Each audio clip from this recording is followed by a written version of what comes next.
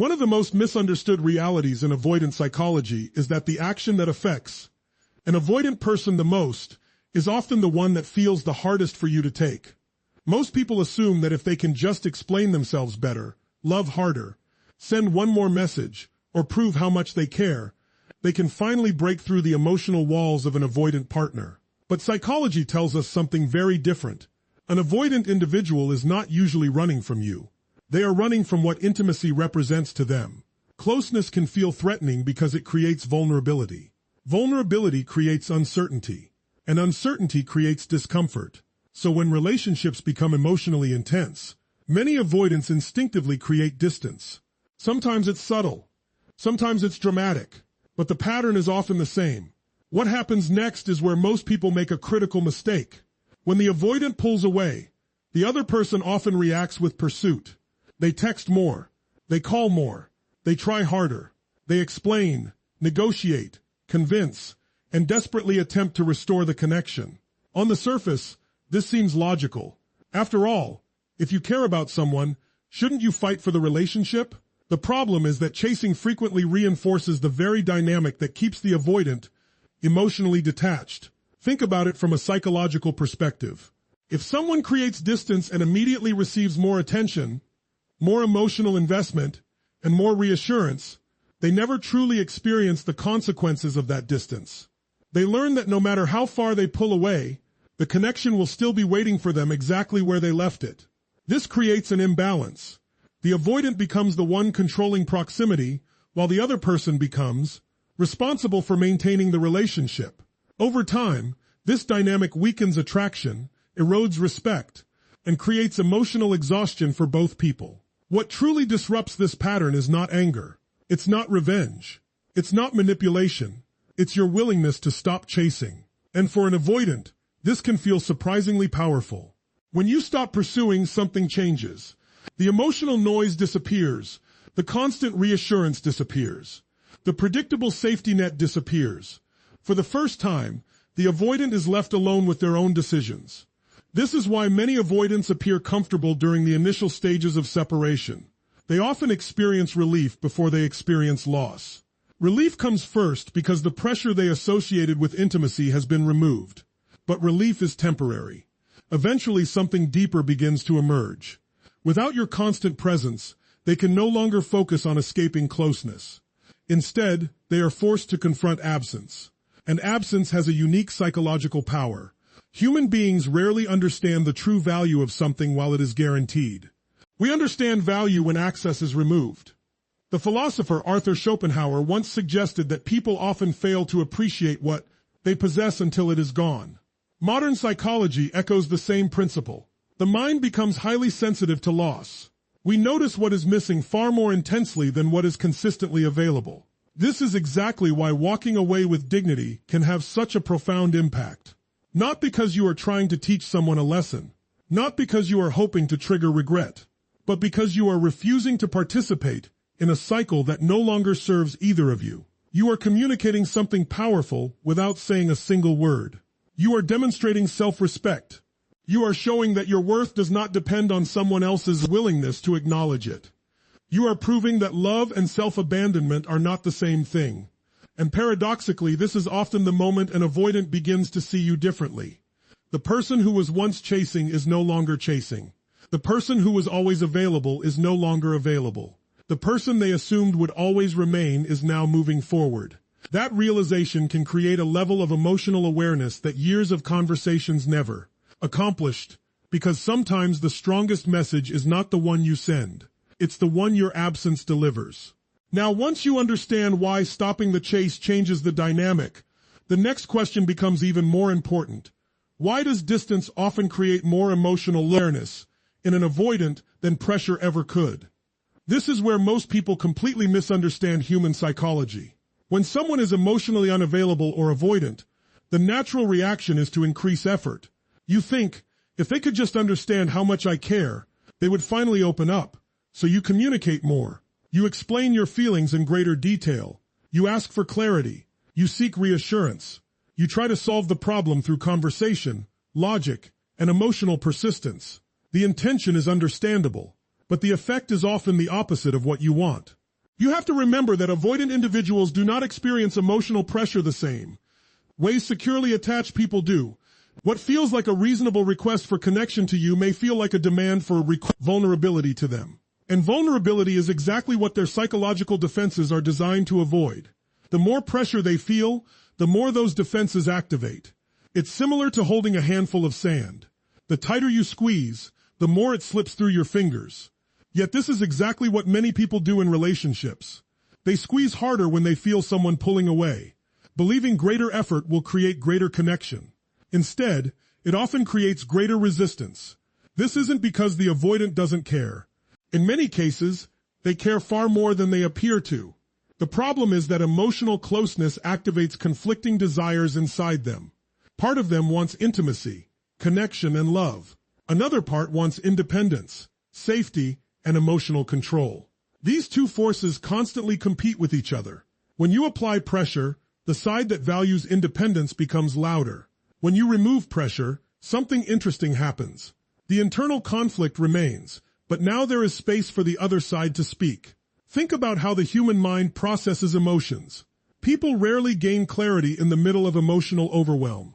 Clarity often arrives in moments of silence. It arrives when external demands disappear. It arrives when the mind finally has room to reflect rather than react. An avoidant who feels pursued is often reacting. An avoidant who experiences healthy distance is more likely to start reflecting. And reflection is where awareness begins. This is one of the great paradoxes of relationships. The connection you desperately want to create cannot always be forced into existence. Sometimes it emerges only when the pressure to create it is removed. Psychologists have long observed a phenomenon known as reactance. When people feel their freedom is being threatened, they instinctively push back, even against things they may actually want. The desire to preserve autonomy becomes stronger than the desire to embrace connection. Avoidants often experience this reaction intensely. The more they feel cornered emotionally, the more they focus on escaping. The more they focus on escaping, the less attention they pay to their actual feelings. Their energy becomes directed toward creating space rather than understanding what the relationship means to them. But once the pressure disappears, they no longer have anything to resist. And that changes everything. Without constant conversations demanding answers, they begin hearing their own thoughts. Without repeated attempts to pull them closer, they begin noticing the distance themselves.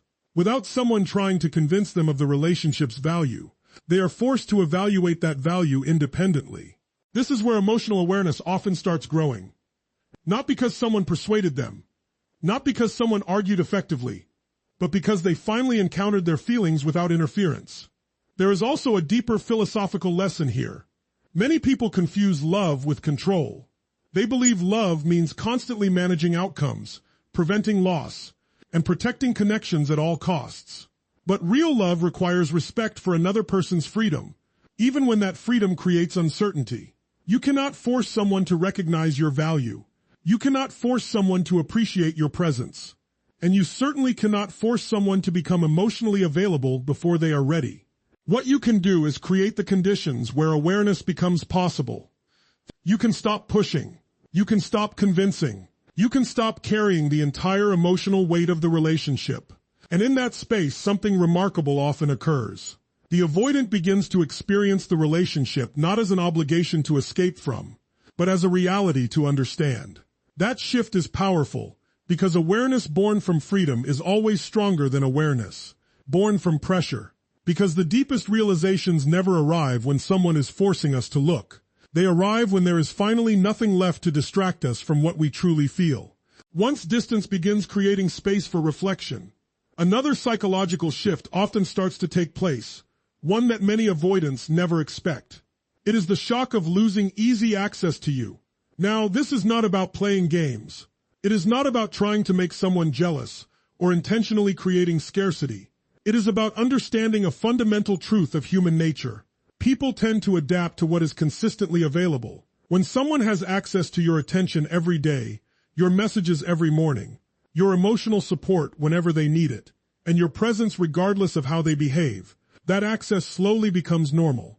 Not because they are bad people, not because they are intentionally taking you for granted, but because the human mind adjusts to consistency. Psychologists call this habituation. What is constantly present fades into the background of conscious awareness. We stop noticing what feels permanent. We stop appreciating what seems guaranteed. This happens in every area of life. People stop noticing their health until they become sick. They stop appreciating financial stability until it is threatened.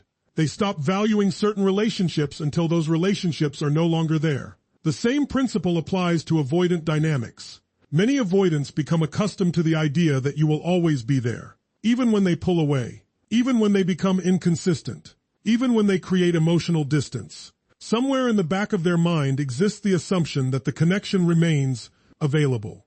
And as long as that assumption exists, there is very little incentive to examine what the relationship truly means. Why would they? The mind rarely investigates what it believes it already possesses. But when your constant availability disappears, the psychological equation changes. Suddenly, the familiar source of comfort is no longer within reach. The text message doesn't arrive. The emotional reassurance isn't there. The predictable presence they quietly relied on is gone. And this is where something fascinating begins to happen. For the first time, they are no longer evaluating the relationship while standing inside it. They are evaluating it from outside of it. That perspective creates a different kind of awareness. When people are immersed in a situation, they often focus on its frustrations. They notice what feels demanding, restrictive, or uncomfortable. But when that situation disappears, the mind begins reviewing it differently. It starts searching for what was valuable. It starts remembering what was meaningful. This is why memory is rarely objective. The human mind does not simply replay experiences. It reorganizes them. It filters them. It highlights certain moments while minimizing others. And for many avoidants, once the immediate pressure of the relationship is gone, they begin remembering aspects of the connection they overlooked. The conversations, the laughter, the support, the emotional safety, the person who consistently showed up. What once felt ordinary suddenly becomes significant. What once felt guaranteed suddenly becomes uncertain. And uncertainty commands attention. This is where many people misunderstand avoidant behavior. They assume avoidants never cared because they did not express their feelings in obvious ways. But caring and awareness are not always the same thing. A person can care deeply about something without fully recognizing its value. A person can love someone while still being disconnected from their own emotional reality. And a person can lose something before they truly understand what they had. This is why the disappearance of easy access often creates such a profound internal response. Not because the avoidant suddenly becomes a different person overnight. Not because they experience a magical transformation, but because the relationship is no longer competing with the comfort of certainty. Now there is a genuine possibility of loss. And loss has a way of focusing the mind.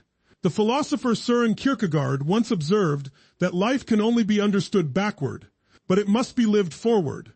In relationships, this truth appears again and again. People often understand the significance of an experience only after they have moved beyond. And the same can happen with avoidance. Once access is removed, they begin comparing two realities. The reality where you were present, and the reality where you are not. For the first time, they can feel the contrast. And contrast creates clarity.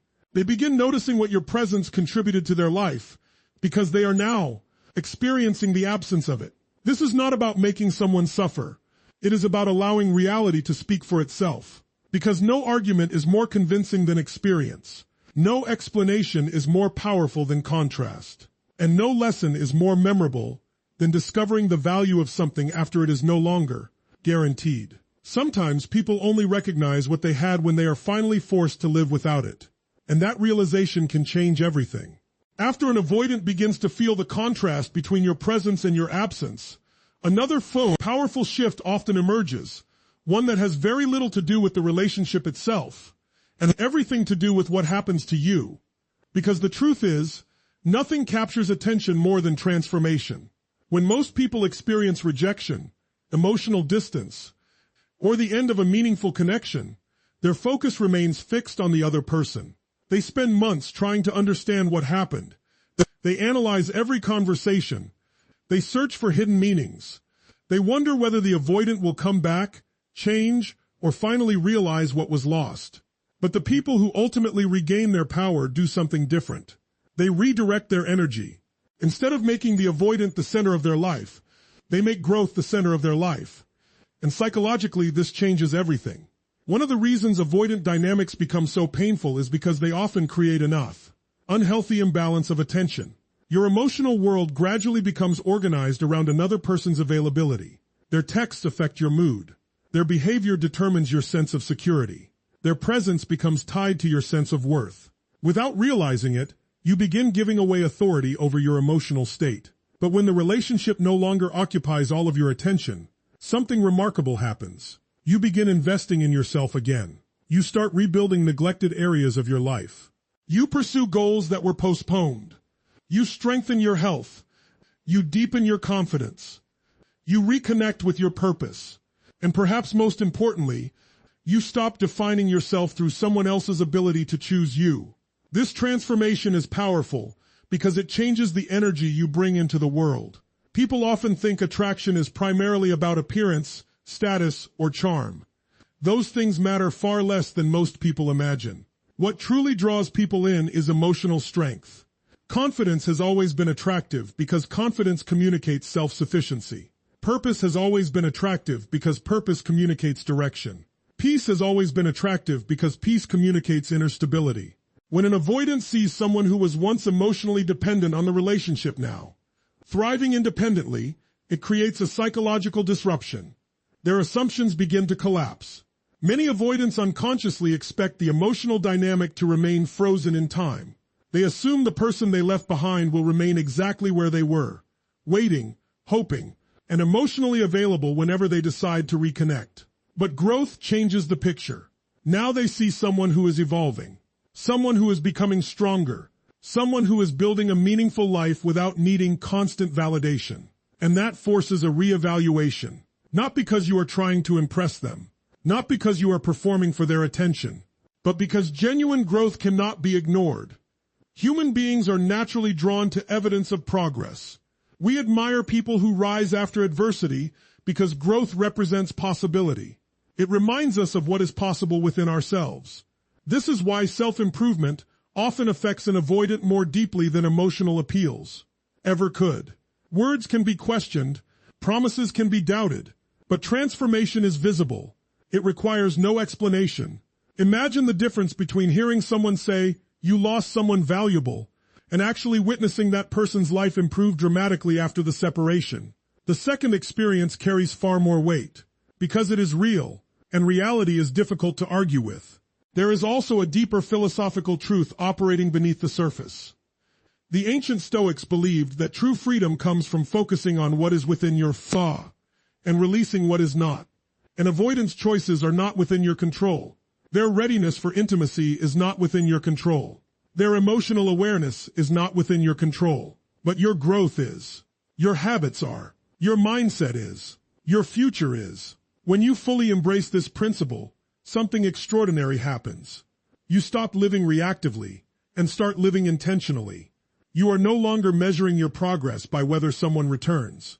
You are measuring your progress by who you are becoming. And ironically, this is often the moment when others begin noticing you most. Because there is a profound difference between someone who is chasing approval and someone who is pursuing purpose. One appears needy. The other appears powerful. One is asking the world for validation. The other is creating value regardless of who is watching. That distinction matters. Because the goal was never to become better, so an avoidant would regret losing you. The goal was to become better, because your life deserves to expand beyond the limits of one relationship. And when you truly embrace that journey, you become impossible to overlook. Because nothing is more compelling than a person who turns heartbreak into growth, pain into purpose, and loss into transformation. That is the kind of change that speaks louder than any words ever could. As your growth continues and your attention shifts away from the relationship, there is another reality that many people fail to understand about avoidant psychology. It is a reality hidden beneath the surface, often invisible to everyone except the avoidant themselves. The internal battle never truly ends when the relationship ends. One of the biggest misconceptions people have is that avoidants simply move on without looking back. They assume that because an avoidant appears calm, distant, or unaffected, there must be no emotional struggle taking place. They see the silence and interpret it as indifference. They see the lack of communication and assume there is no reflection happening. But human psychology is rarely that simple. External behavior does not always reveal internal experience. In fact, some of the most emotionally conflicted people are often the ones who appear the most composed on the outside. This is especially true for avoidants, because their entire coping strategy is built around emotional regulation through distance. When emotions become overwhelming, they often manage them by creating space rather than expressing them. They withdraw rather than reveal. They detach rather than discuss. As a result, many of their struggles happen privately. What the world sees is composure. What they often experience internally is conflict. Because the same psychological defenses that help them avoid vulnerability during the relationship do not magically disappear afterward. The memories remain. The questions remain. The emotional attachments remain. The difference is that now they must face those things without the relationship itself occupying their attention. This creates a fascinating contradiction. Part of the avoidant may feel relieved that the pressure of intimacy is gone. Another part may begin missing the connection they worked so hard to escape. Both experiences can exist simultaneously, and that is where the internal battle begins. Human beings are not always driven by logic. We are often driven by competing emotional needs. We want freedom, but we also want belonging. We want independence, but we also want connection. We want certainty, but we also crave intimacy. Avoidants are not exempt from these universal human desires. The difference is that their fear of vulnerability often causes them to prioritize one side of the equation while suppressing the other.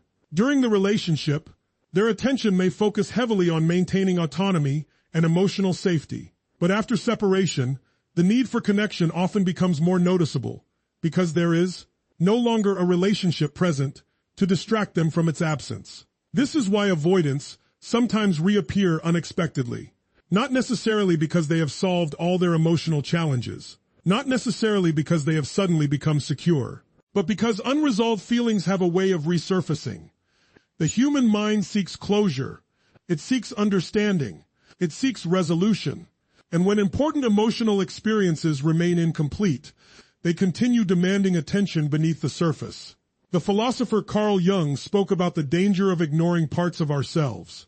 He suggested that what remains unconscious continues influencing our lives until we become aware of it. In many ways, this applies to avoidant behavior. The feelings they suppress do not disappear. The attachment they minimize does not vanish. The memories they avoid do not cease to exist. Instead, those experiences often remain active beneath conscious awareness, quietly influencing thoughts, emotions, and decisions. This is why someone can appear completely fine while still thinking about a relationship months later. This is why someone can choose distance while simultaneously feeling longing. This is why someone can miss a person they were once afraid of getting too close to. Human beings are complex, and avoidants are no exception. The challenge is that many people waiting for an avoidance imagine that regret arrives dramatically. They picture a sudden realization, an emotional breakthrough, or an immediate confession of feelings. But reality is usually more subtle. Awareness often develops gradually. A memory appears unexpectedly. A familiar place triggers reflection. A comparison highlights what has been lost. A quiet moment creates space for emotions that were previously ignored. Over time, these small moments accumulate, and eventually, the avoidant may find themselves confronting feelings they spent months trying not to examine. Whether they act on those feelings is another question entirely. But the existence of the struggle itself is important to understand, because it reminds us of a deeper truth about human nature. People can hide emotions from others. They can hide emotions from themselves, but they cannot escape them forever. Eventually, what has been avoided demands to be acknowledged. And when that moment arrives, the greatest battle is no longer with another person. It is with the truth they have been carrying inside all along. As we bring all of these ideas together, there is one final lesson that matters more than any discussion about avoidance, relationships, or emotional patterns. In many ways, it is the lesson that determines whether this entire experience becomes a source of growth or a source of prolonged suffering. The real goal is not making them come back. That statement may sound simple, but for many people, it is the hardest truth to accept. When someone leaves, pulls away, or becomes emotionally unavailable, the mind naturally becomes fixated on the outcome. You want answers. You want resolution. You want certainty. Most of all, you want to know whether they will eventually recognize your value in return. This is understandable. Human beings seek closure. We seek meaning. We want our emotional investments to feel justified. When a relationship ends without the connection we hoped for, it creates a gap between reality and expectation, and the mind immediately starts trying to close that gap. But this is where many people become trapped. Instead of focusing on healing, they focus on prediction. Instead of rebuilding their lives, they spend their energy trying to understand what another person is thinking. Instead of moving forward, they remain emotionally attached to a future that may never arrive.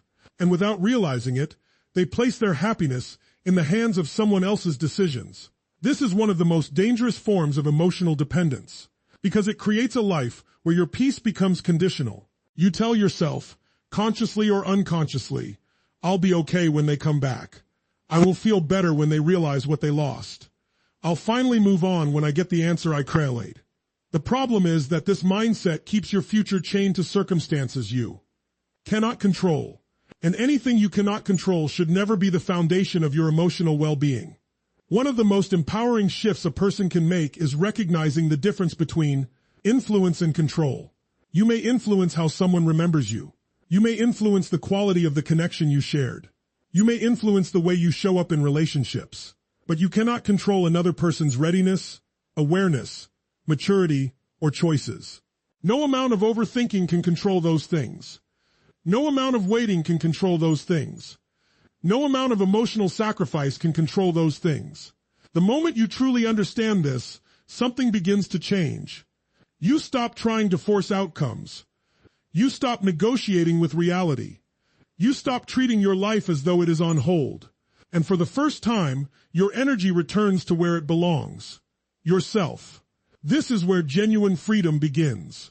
Not when the avoidant calls. Not when they apologize. Not when they finally understand what they lost. Freedom begins when your emotional stability no longer depends on any of those possibilities. The Stoic philosopher Epictetus taught that suffering often arises when we become attached to things outside our control. While his words were spoken thousands of years ago, the principle remains remarkably relevant today. The more tightly you cling to a specific outcome, the more power that outcome gains over your emotional state.